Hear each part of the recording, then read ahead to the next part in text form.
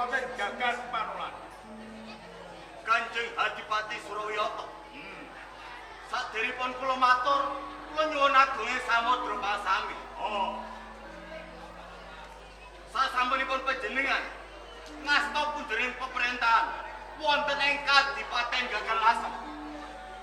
Sedaya para kawula wonten ing Kadipaten Gagan Lasem menika sami alok, ayem tentrem, gemah ripah lojinawi. Boten kekiraan sandang pangan papan. Mubramu pindha lapur matu. Ing Kabupaten Gagan Panolan wis ora kekurangan sandang pangan kawula ing Gagan Panolan. Aku salah sawijining pengayoman ana ing Kabupaten Gagan Panolan kudu ngatik-atik ana ing satengahing gubernur. Tuk runtut mustikaning Janaloka. Sapa sing luput bakal nampa widon. Ora ketan kere pacuking bale longan loro sak udon telu sak umpan. Yen pancen akeh labuh labete tumrap ing Kabupaten Gagan Panolan, panjenengan ora bakal sisik, bakal tak ganjar sungguh marang labuh. Nanging yen ana kawula ana ing Kabupaten Gagan Panolan, aja salah tampa. Nek Gagan Lasem ki ana. Ya, nek Gagan Lasem ora ana. Ya, aja salah tampa. Ing Gagan Panolan bakal cipta negara kang indah dadi tepa tuladaning kabeh para kawula ana ing Kabupaten Gagan Panolan.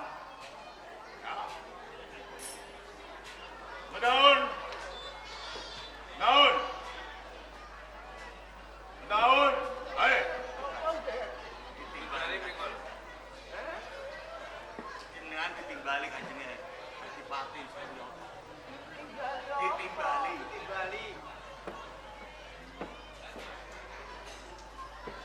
Gagan Panolan, ini kewajiban. Ya. Matur nuwun kanjeng. Pati jak. Nggih, ampun. Piye anggonmu ngayahi kewajiban ana ing Kabupaten Gagan Panolan?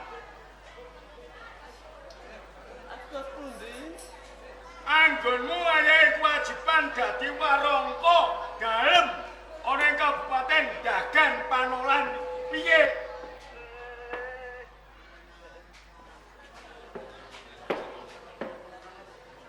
Kepareng ketunggu atur Ya.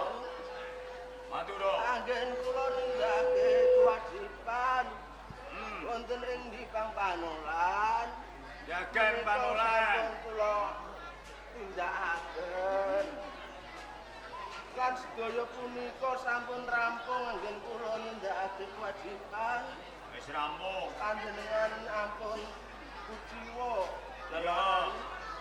Anggen kula nindakake dawuh panjenengan menika sampun kula rampungaken. Ya.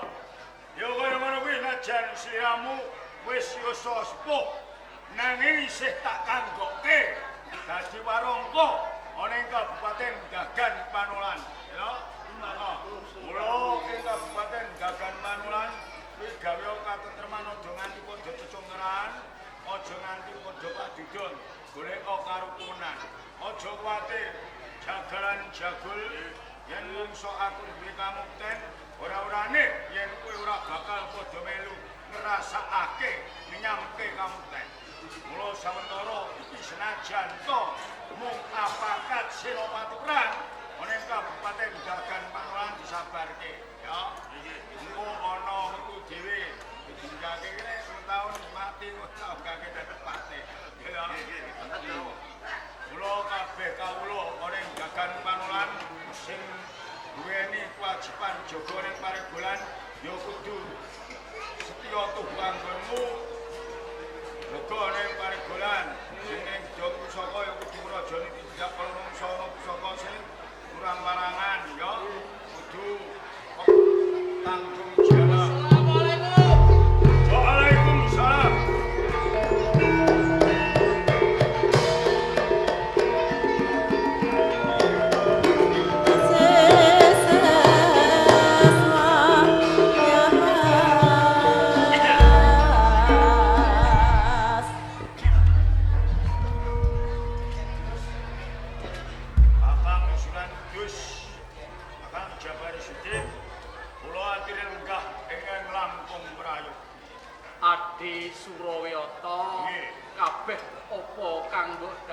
tak estone. Ngaten. Ya. Namung kepareng kula badhe miterang dening Kakang Saifus Mastuti rawuh wonten ing Kabupaten Gagan Panulan kersanipun wonten Kaligatosan. Wigatine gedhe banget, Kyai. Nggih. Apa panjenengane wingi-wingi ora kantuk undangan apa layang Ibran kang diaturke marang Yayi Surawiyata ana ing Gagang langsung to. Kakang Saifus Mastuti. Ya. Jaban Sudik Kakang Jaban Sudik kula mboten pikantuk Ibran nawala saking Kasultanan Bintara Demak. Mila Kakang Jaban Sudik panjenengan ngendika ingkang kados mekaten liripun wonten kawigatosan. Sesuk-esuk kuwi ana ing Kasultanan Demak Bintara bakal ana jumenengan Sultan ana ing Demak Bintara sawise kadangmu Adipati Unus kang pernah sepuh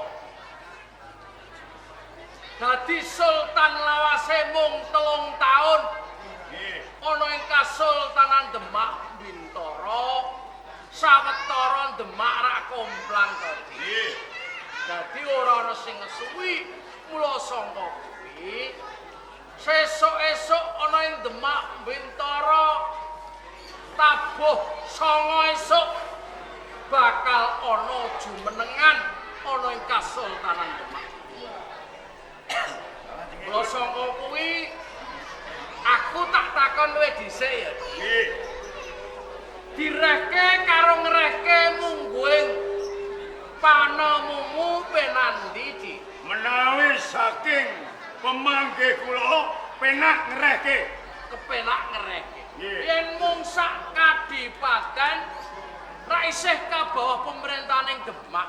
Tegese upama sing dadi adipati dagang lasem kuwi sampean ning kira-kira sing jumeneng dadi sultan ana ing Demak Bintara mongko wis dadi sarujine para sedulure yen ing mengkone bakal sing nyekel sultan ing Demak Bintara kadang Trenggono apa ra Adi bakal ngerehke kakange kula sangka iku yen panjenengane manut marang aturku gelem kowe tak jago dadi sultan ana ing Demak Bintara tekaku kuwi mung wigatine. Oh.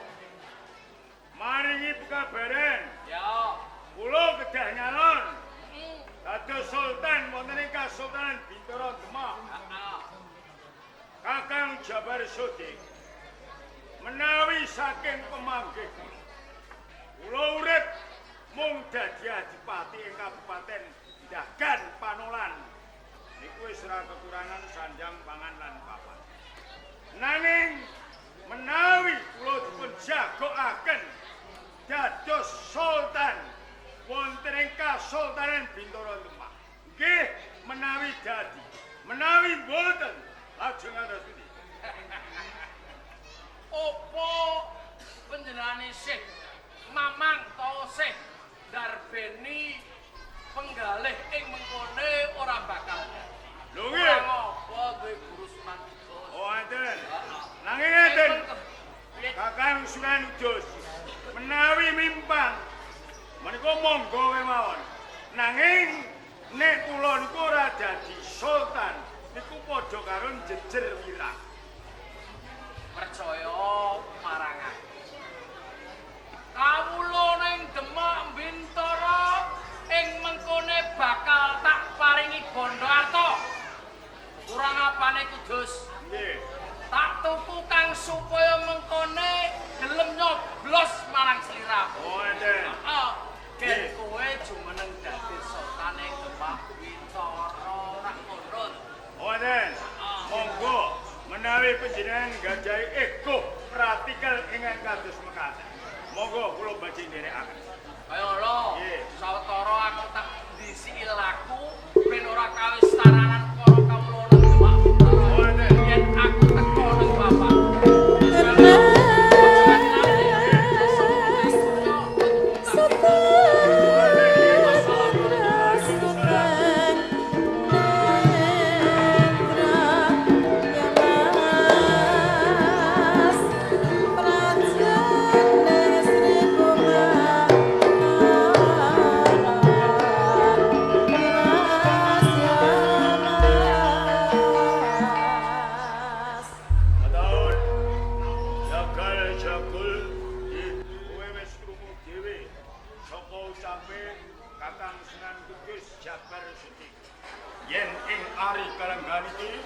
aku dikongkon nepi dadi calon sultan oleh Kesultanan Sindoro Demak.